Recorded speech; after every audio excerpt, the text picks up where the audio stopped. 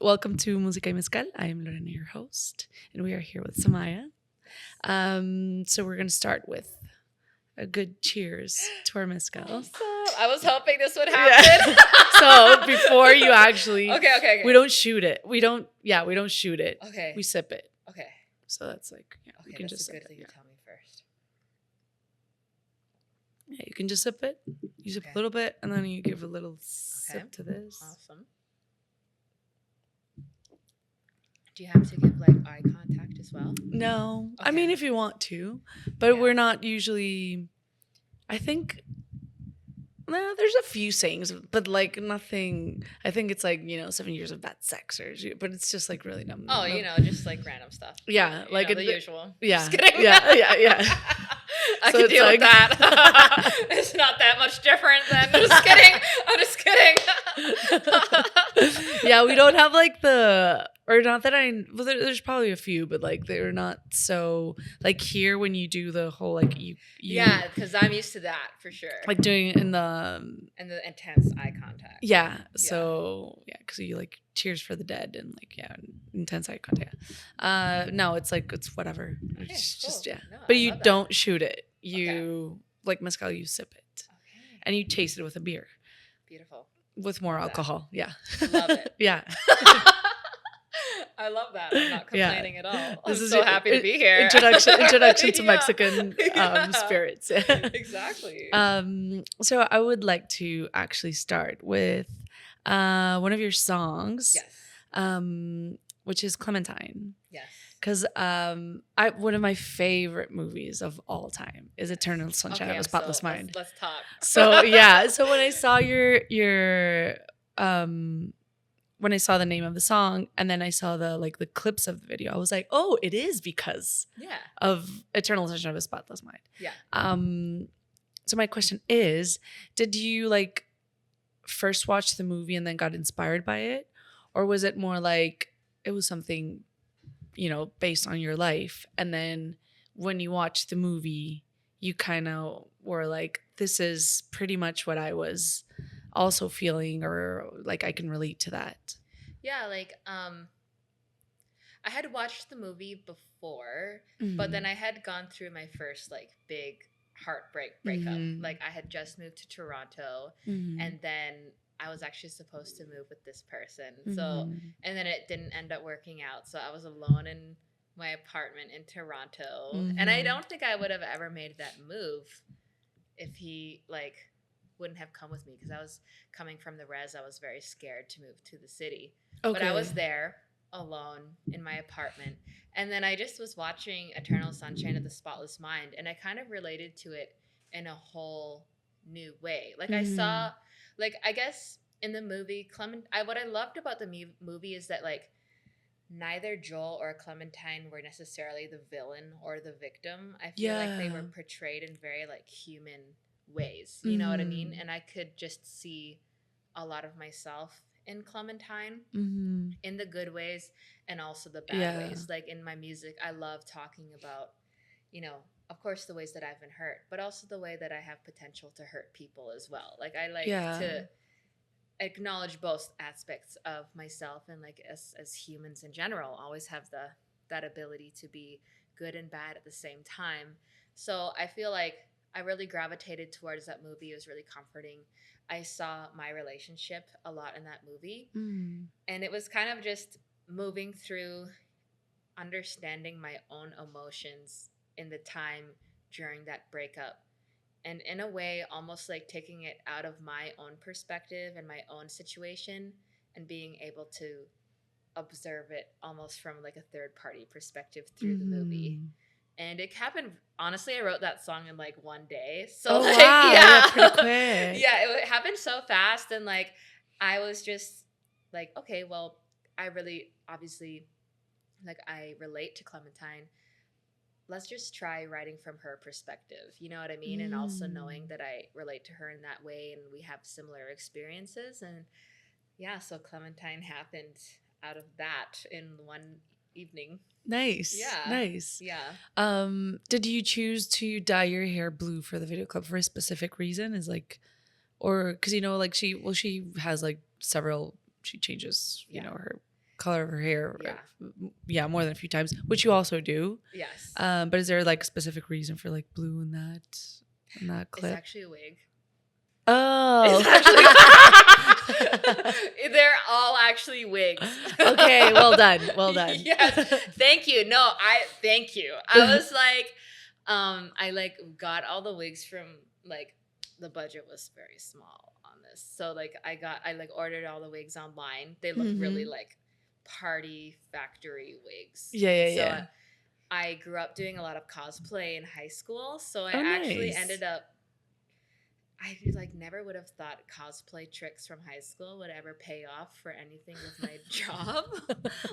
Like, but I knew that if you put like your wigs in fabric softener, it takes the sheen out of the wig and it makes it look more natural. And if you like braid it and it dries, It gets that it doesn't look as like stiff synthetic or like yeah.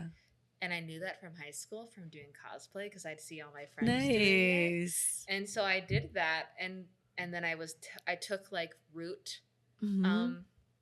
spray, yeah, root spray, and I was like that, and like I tried different techniques, like I was like literally taking eyeshadow and like a toothbrush, so you know.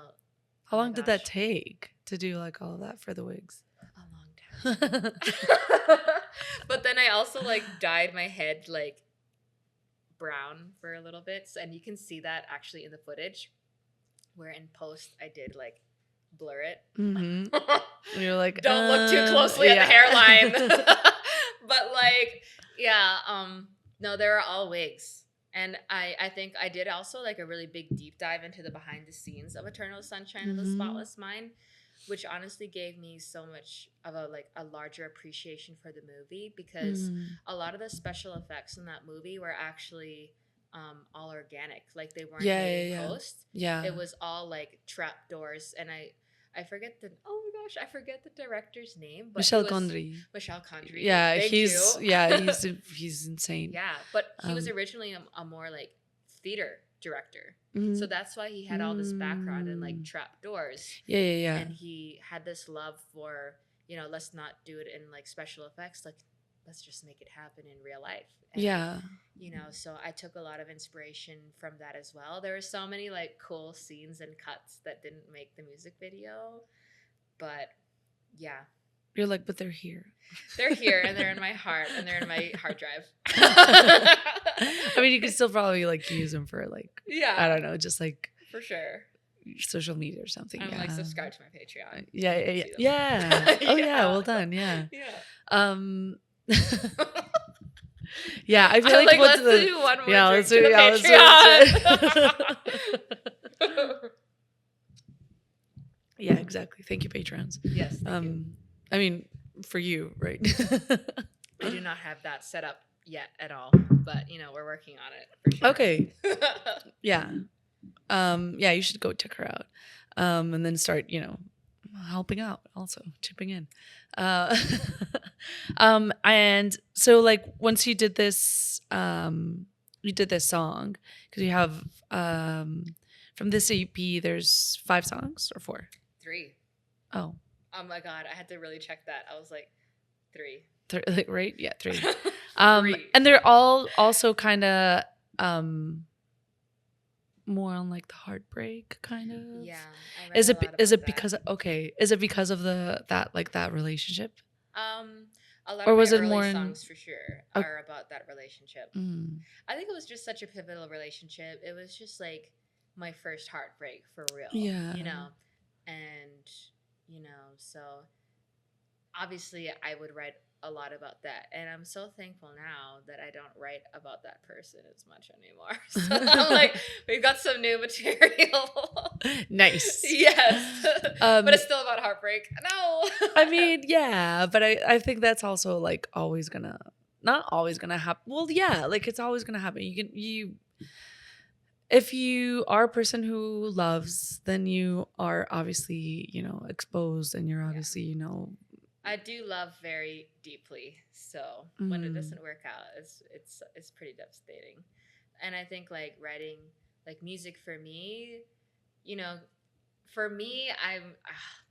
I've said in a lot of my interviews, like, I'm just really selfish kind of when it comes to my Mm-hmm. art. Like, for me, music is healing, and like, I just want to work through my own emotions as Mm-hmm. my music. And it's kind of like working through things that are hard for me at the time. And if that reaches the people that feel the same way, or like Yeah, of that can course. relate, and it has, which is really, really interesting, then that's a score, I guess. But so a lot of it is about heartbreak, unfortunately. Eventually, it'll be about, a little bit of here Oh and yeah, there. catch me writing about love songs only. I would love that. Yes, I would really love that. I mean, and also, like, I feel heartbreak is usually like one of those type of music that I don't know if it like draws more people, but I guess it does because like when you're heartbroken, you're looking for something to soothe you, and you're looking for someone to or something and someone to kind of understand what you're going through. Yeah. So at least that probably holds true for me, but I feel like if it holds true for me, it'll also probably hold true for more people. But yeah, like I look for, you know, and this is very probably toxic, but I try to even kind of like feed that feeling. Yeah. Because I really just want to feel it like maybe more. I really, really, really, really, really want to feel heartbroken so I can just kind of eventually be like, okay, I'm done. No, exactly. Like I can let go. You want to get it all out. Yeah. So that you can let it all go. Especially because like, so I don't make music. But I need to find that kind of like outlet. So that's why we have, people like you who write about heartbreak. Glad to be yeah. of service. And I'm like, thank you. Yeah. Because like you need that. Yeah. Like catalyzers and that those channels and to make your soul heal. Yeah, and I think for me, I know a lot of people can maybe like push their feelings down or be like, let's just not feel that and let's move on. But I'm coming more from the perspective like I just want to feel all my emotions in this moment. Yeah. Because then I don't want it like bubbling up later in my life where I'm like, oh my gosh, I never actually got to process that emotion and it's biting me in the butt in 10 years. You know what I mean? Yeah. Like I'd rather feel everything right now, even if it's painful and like, ugh. And then be able to actually and then, let go. I work through it and like let's move on in a healthy way now. Yeah. So that I do that through music, which is great. Yeah. It's like that's awesome. Like some people actually don't know, like me. Like how do I? How do I work through this? I got a playlist for yeah. you. So Yeah. Yeah. It's like how do I work through this? Do you feel that like the music that you? So I imagine like you've been writing music for how long? Did you write music when you were like since very young, when you were still like in the reserve? Well, yeah, it's very interesting the way that I got into music. Like, I didn't start writing until, I was maybe like 17-ish. But I started off doing more traditional music. I never thought I would be ever a musician. Like ever. Oh, okay. That was not a goal in my life. I just never even could have fathomed I would be here. Like just like yeah, I wanted to be a doctor. Oh wow. Yeah.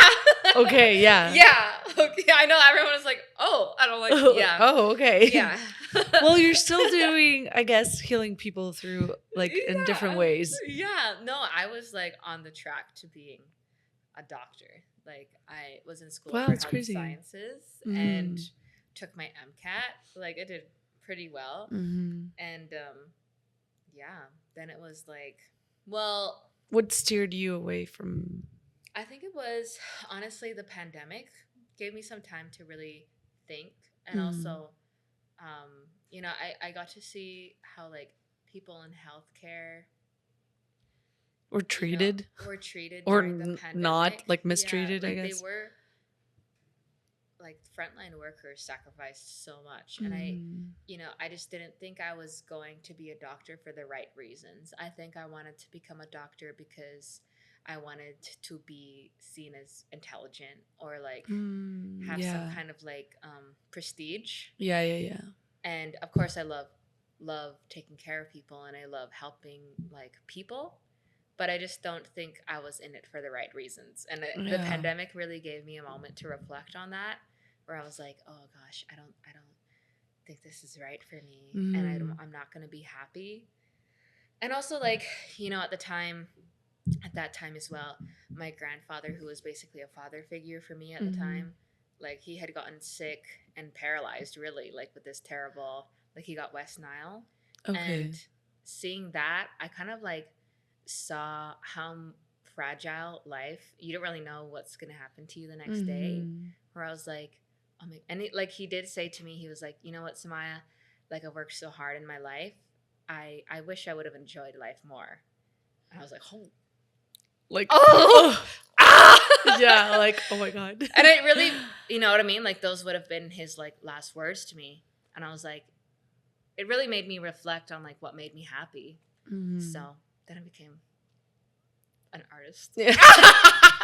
How did you though? How like, I guess yeah, I can relate to that. Like, you want to do something because you want like the prestige and like the status or whatever that brings, socially, which I think is very mature of you to actually, catch yourself thinking of that and being like, that's not really the reason that I should do this. Because some people still go into it. Some people still do it. Yeah. And like, and they're still I there. would have been, okay, I'm like, I either would have been the best or the worst doctor. So okay. like, yeah. We'll never know. Either way, it would have been for like the wrong reasons. Yeah. Yeah. And would I have been happy? Probably not. Actually, I would have been, I love science, whatever. Like, I would have been happy enough. Okay, yeah. I mean, I can tell you about there's this one of my favorite artists. He's from Uruguay. His name is Jorge Drexler, and he's a doctor. Like he's full on studied. He started practicing, and he was kind of like a musician on the side. Like he would play some gigs or whatever. And then eventually he ended up like really, I don't know. He kind of just blew up in his like almost 40s, like late 30s. Yeah. And then like now he's just like a full on musician. Oh. However, he still enjoys sciences. So he's still, and you can still kind of like, you can still tell from his music, like a lot of his lyrics are sometimes like kind of like scientific almost. Okay, cool. So, and like when you ever like see any interviews of him, like he's just like very eloquent and he speaks of like a lot of like scientific facts but it's kind of weird because it's like, well, you're a musician, but he just like drops, like scientific facts, which is. I'm like, yeah, mitochondria is so, the powerhouse of the cell. So yeah, so basically it's like, I get how that still can, like, yeah, it doesn't have to be, divorced from each other. Like you can still like sciences and, eventually, work that into your music or not. They're like interconnected in a lot of ways that I would have never expected. So, yeah. I mean, and it's cool that you still, like, even though you like sciences, you were like, okay, but it's not because of that I'm like, it's not the right reasons that I'm going into a profession like this. Yeah, well, doctors make so many sacrifices. Like, yeah. And I was, like, I'm not sure if I really. Oh my God, it's such if this that's is in me. A doctor is a real rock star life. Yeah. I'm just gonna say that. Yeah. They're crazy. Yeah. In a good way, I guess. In a good way. Yeah, to save us. In a benevolent way. Yeah. And so like once you decided that, or like once you decided you weren't gonna be a doctor, how did you go from that to be like, well, I guess I'm just gonna, go for music? Or was it more like few things like falling into place and then you eventually were like, this is actually making me happy, so I'm gonna go for it? Yeah, well, I had been starting music, but more so out of like I started doing more traditional music. Like there was like a big hashtag like kind of movement on Facebook at the time, like Escane 2K16, like 2016, which is like women shuffle songs. And like I guess I never, like, coming from my community, I didn't really know like women could sing in our culture. I guess I didn't really see a lot of that. But like seeing this hashtag in other like communities, I saw women singing women's shuffle songs, and I was like, oh my gosh, we can do that? this. Yeah. Like, oh my god, I can actually sing like these songs and like make my own. Like that was really cool. So then I started learning those songs, and then like just making my own. And then my mom kind of fostered that love. Like she could see that like I had that love, and like I had been dancing for my mom since I was 7 years old. So like I was like on tour with her all over the place, but I was never singing because I was always very shy. And like then she saw that, and then she like would commission me to sing vocals in her like compositions for her shows, because Oh, like wow. yeah, so then it was mostly me in the like recording studio, like 16 or whatever, like making these things just because I had like an aptitude for it. And then so I got to mentor under like Jennifer Kreisberg from Yulali. They're this beautiful like Haudenosaunee like women's trio singing group. And so yeah, like around 16, like I was in recording. I've always been around recording studios, but it was the first time ever like being in it myself. And like that was kind of a learning experience, because I don't know, like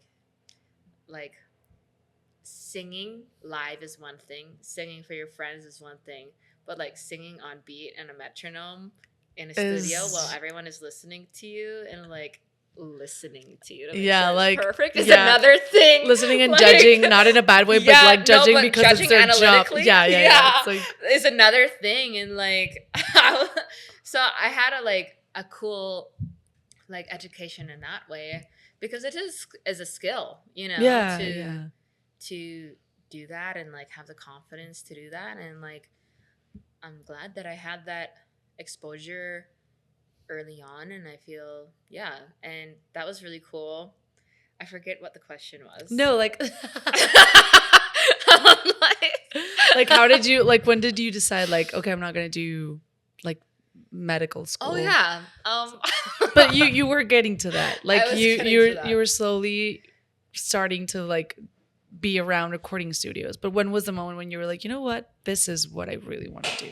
Well, it was really like when my grandpa was like really regretful that he didn't do what he wanted to do in his life. And I was like, oh, okay. Like, right. I should probably look into that. Yeah.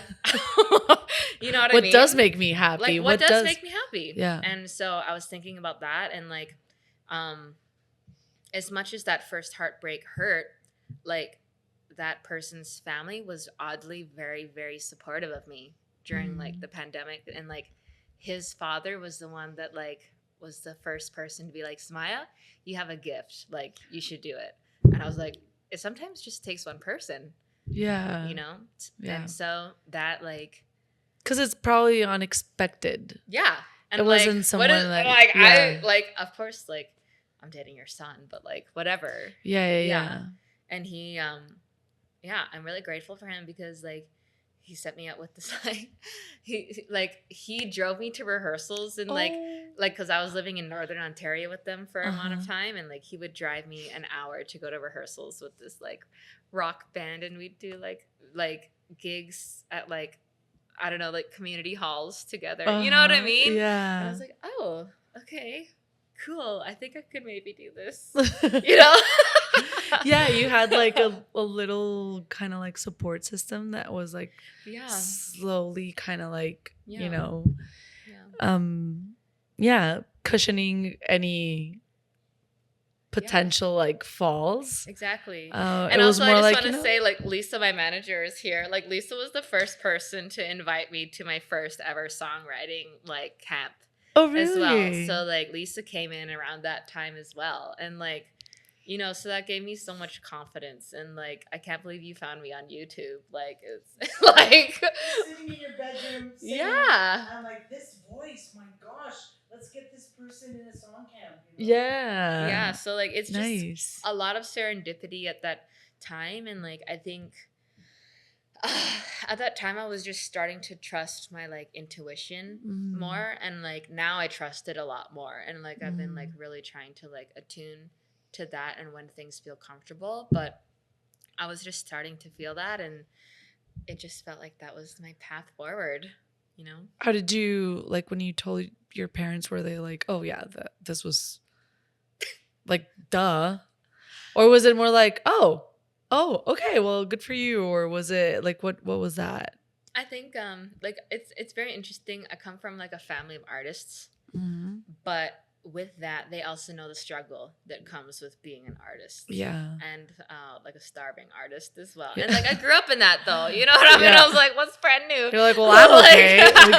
Like I'm still here and I'm alive. It's not that bad. I mean, I think like I know they have so much love for me in the world and they wanted to see me happy, healthy, and thriving. And like they knew that I was very smart and like I would have a comfortable, stable life being a doctor and I could do it. But so I think they're a little bit scared for me. Okay. At first. Don't be scared. Yeah. Don't be scared. And I it was a kind of like a very much coming of age moment for me to be like, you know what? I think I'm gonna just trust myself and my path, and this is what I'm gonna do. And I know you're scared, and I know you love me, but you know, just like I really want to do this. I really want to do this, and I know I can.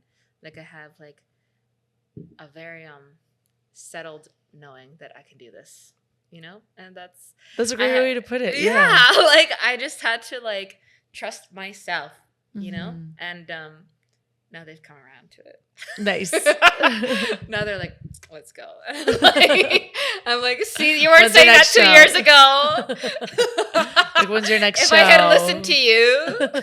I know. We have some stuff coming in Montreal soon. And my mom's like, I'm coming. And I'm like, and she's like, I better be on guest list. And I'm like, you know you're on guest list. Okay? Why are you even why are we having this conversation? No, Mom? but I love being able to spoil my mom and my family. So like, of course. you know, that's always the goal. So I'm excited to finally start being able to do that.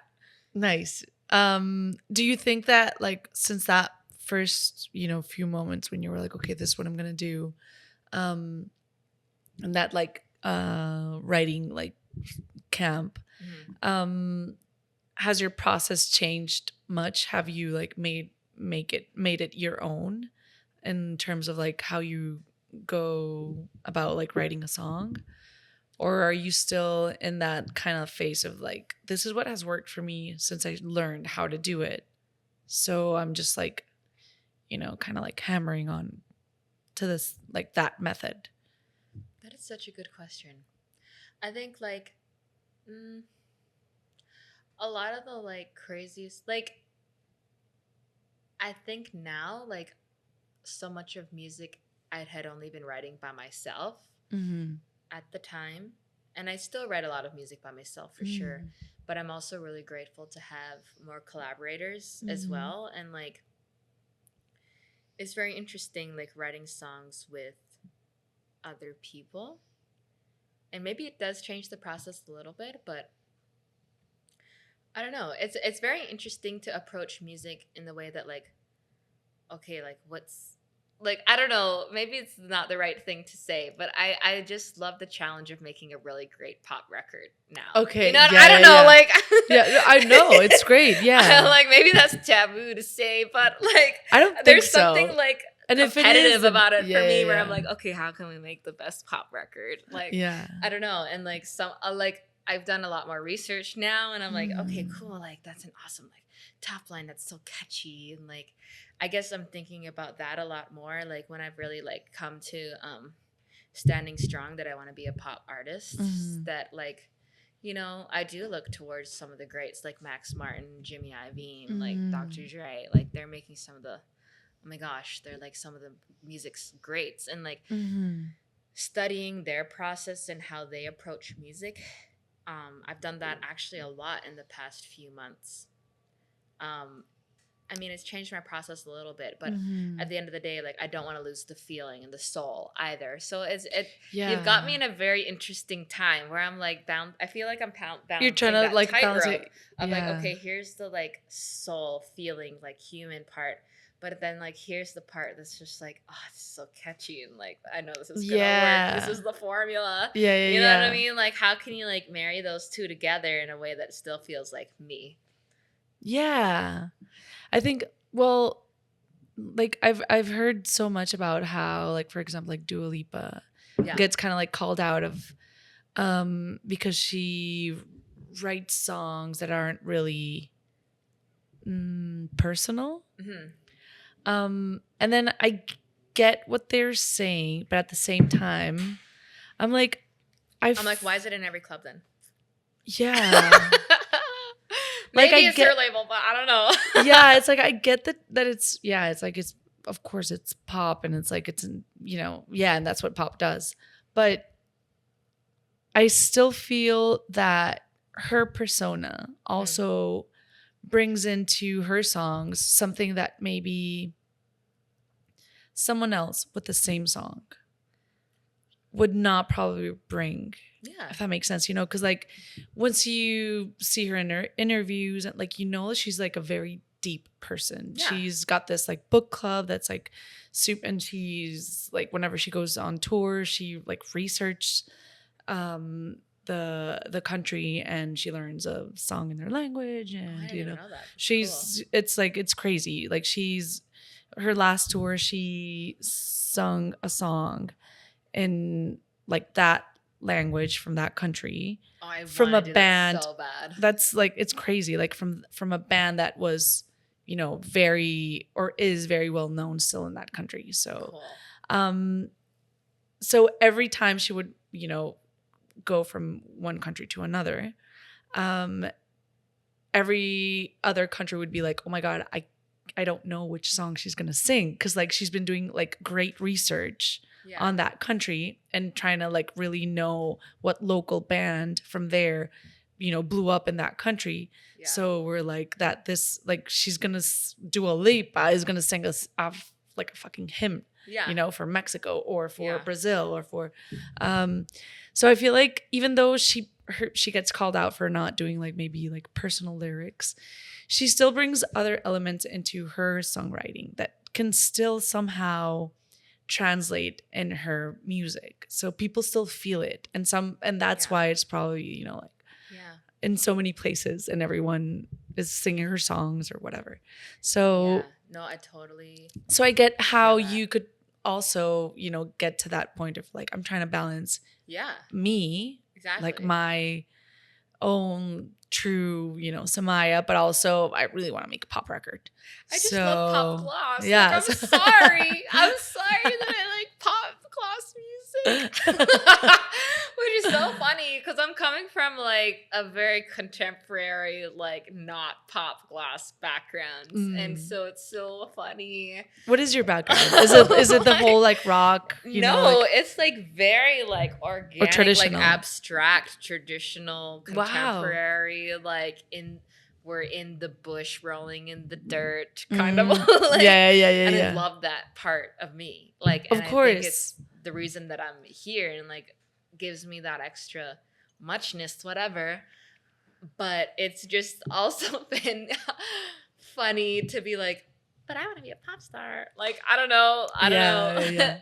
But at the same time, like, not to get political or anything, but I feel like everyone is so down to like tell all these pop girlies like you're like being too generic, and like no one's gonna say that to like a pop guy. You know what I mean? And like I see that with a lot of I just see that in a lot of popular media that like, okay, so there's a lot of people saying that about our pop girlies, but maybe it's a double standard at the same time, because I would have never known Dua Lipa. Like a lot of like actually watching a lot of their interviews, like Slater, I didn't watch Dua Lipa, but like they're all like very educated and like are so like an intellectual with all their things, and like are very like like, and Charlie XCX talks about it a lot, that she's like everyone thinks that I'm not doing all of this myself, but I like am. Isn't that crazy? She's a badass. Is it really that crazy to think that I'm doing all of this by myself? You know what I mean? And like you go Charlie XCX. Yeah. She's a badass. You're the blueprint. Yeah, she's a badass. She's like she's a baddie. Yeah, I get it. So now that you like are going through this moment of like trying to balance, stuff. Yes. Between, you and trying to be really pop. Mm-hmm. Do you like intentionally bring stuff from your background? Like this is my very abstract knowledge of what I used to do in music, and I really want to integrate it into this like new pop sound. Yes. Okay. Yeah. In ways that I think,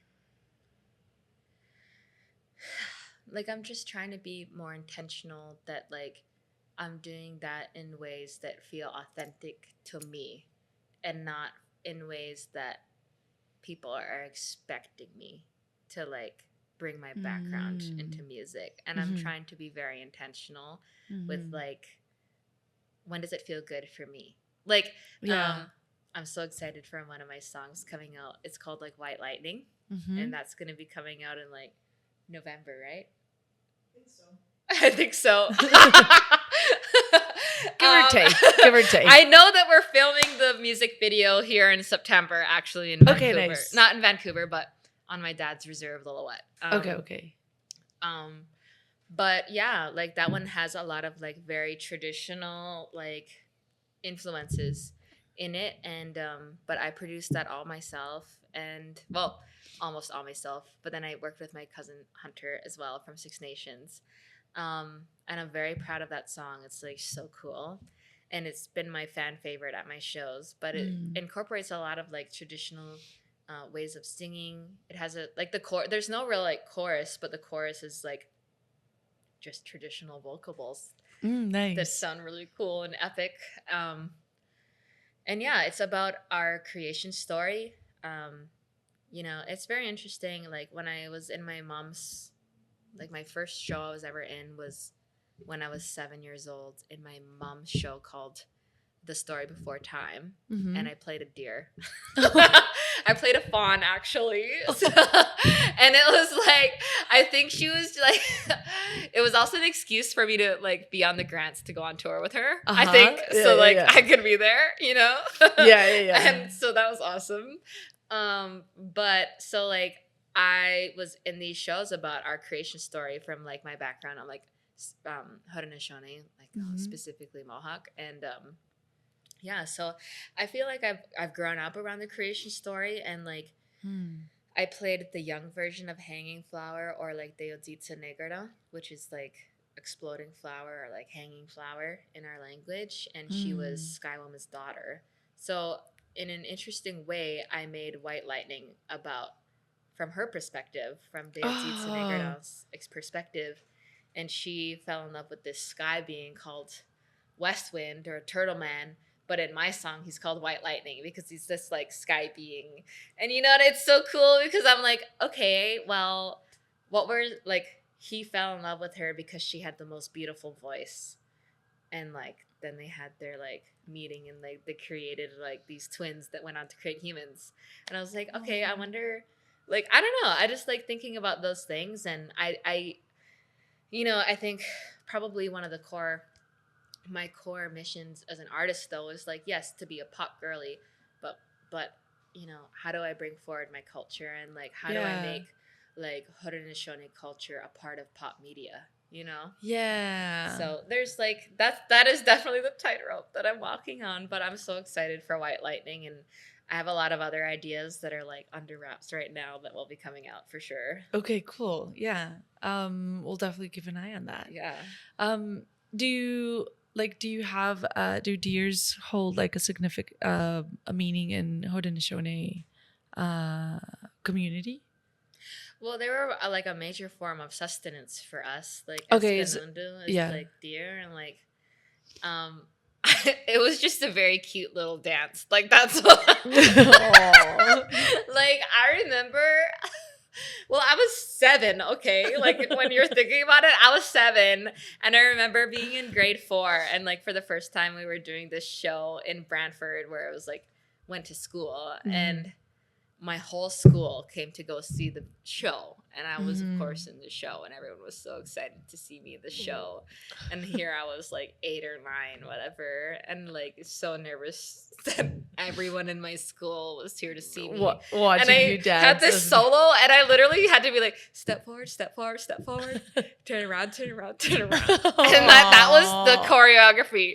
And I messed that up. Well, you're so you're a kid. It's like I really did look like a deer in the headlights. It was so bad. I was like, step forward, step forward, step forward. And I like stayed there. I don't remember what's next. Oh my God. It happens. It happens. You're a kid. Like No, my mom and I joke about that all the time. We're like, ha, ha, ha, ha. And it's an inside joke. But, yeah. Now you know about it. Now everyone knows about it. Yeah, now Everybody who everybody watches knows this about will it. know about it. Yeah. Everyone that does a deep dive into Semiah knows about this moment. Yeah. Yeah. No, that was really funny. Do you have like winks in some of your songs that like are not necessarily yeah, like you're not necessarily saying that like, oh, this is from Haudenosaunee, but it's like, but you are giving that wink to your community. Oh, like without Easter being- eggs. Yeah, like Easter eggs. Like Yeah. Oh, for sure. I have Okay, so nice. many. Yeah. That's my favorite thing to do. Like if you know, you know. Yeah. Like in Clementine, I had a cornhusk doll of me in my withdrawals outfit, like in the apartment, Uh-huh.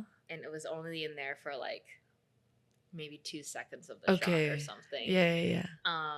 But like cornhusk dolls are like a traditional art form, or like dolls from my community. Mm-hmm. And then it was also a cornhusk doll from my other music video. Oh, okay. Yeah. Like wearing my like withdrawals outfit. Uh-huh. So but you're in a like cornhusk tying doll. them. Yeah. You're like tying them. Yeah, you're tying the music videos a little bit with Yeah. those Easter eggs. Yeah, and then one of the guys, the guy that was erasing my mind, Mm-hmm. was Jesse Miracle, and he owns this like restaurant on our reserve called Miracle Man's. Oh, So, so people recognize that. He was like, is that Miracle? "Is that Miracle Man?" And I'm like, "Yes, it actually is Miracle Man."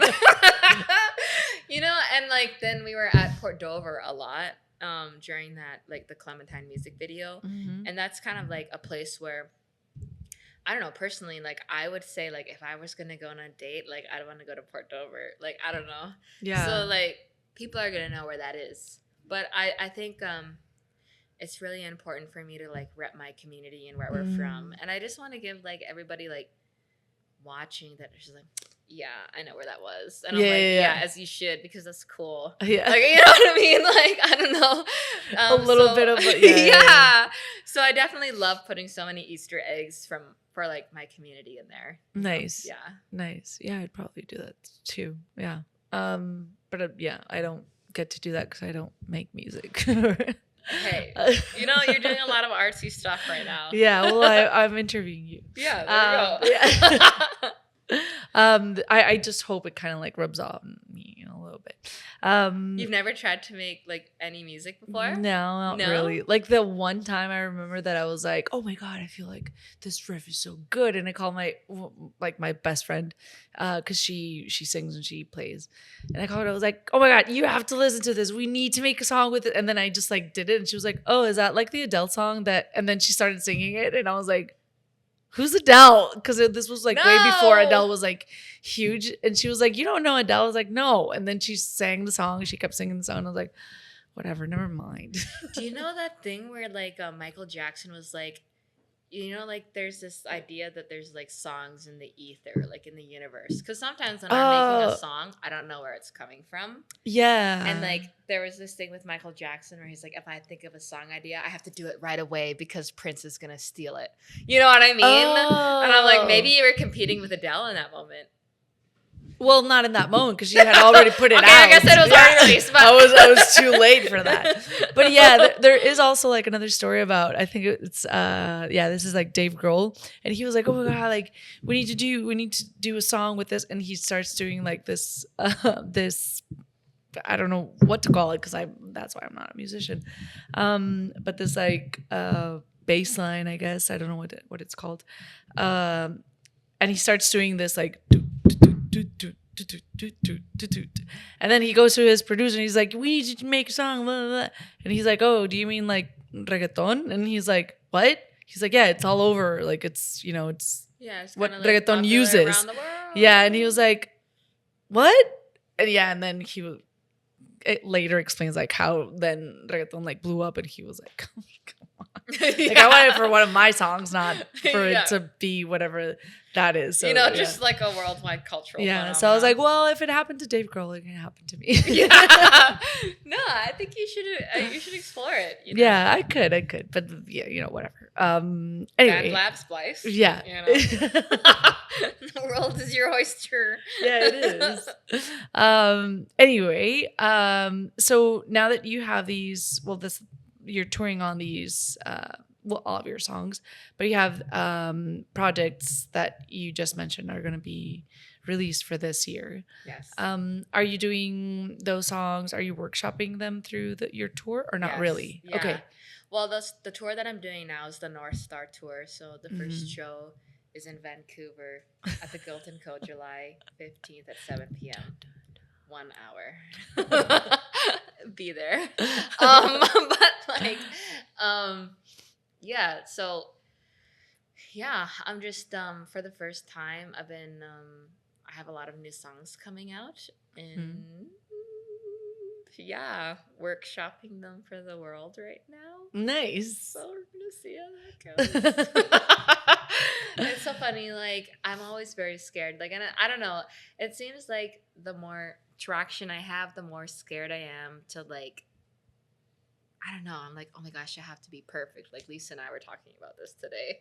Like I must be perfect at all times, and like of course I'm gonna try and be the like as your prepared best, as yeah, the best as that I can. But you know, I guess I don't also want to lose that like level of vulnerability also with my audience that like this is like the first time you're hearing this.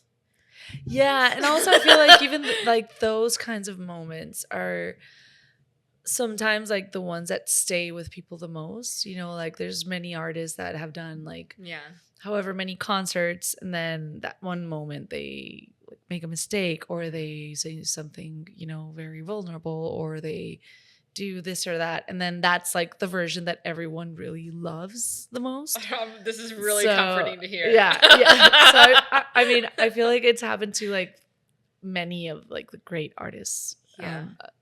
So yeah, I'd say like yeah, totally like go for it. Don't be scared too, because that might actually be, you know, a little bit more of that We're serendipity together. that's been happening. Yeah. Yeah.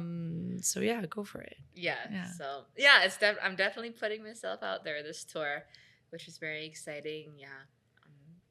Well, it's cool. Like I played Guilt & Co. last year, so it's my return this year. Yeah. A lot has happened since then, so it's really interesting to come back and like, you know, like last year was my first time playing in like BC, and then coming back, people are like, we're so excited to see you again. And I'm like, again? What do you mean? There's expectations. I'm like, oh no, I'm not the new kid on the block anymore. Like, you actually expect me to be good now. Oh no. Yo, just do whatever you want. Yeah, no, it'll be fine. It'll be really good. It'll actually be really great. I think you should really come. But please. Please.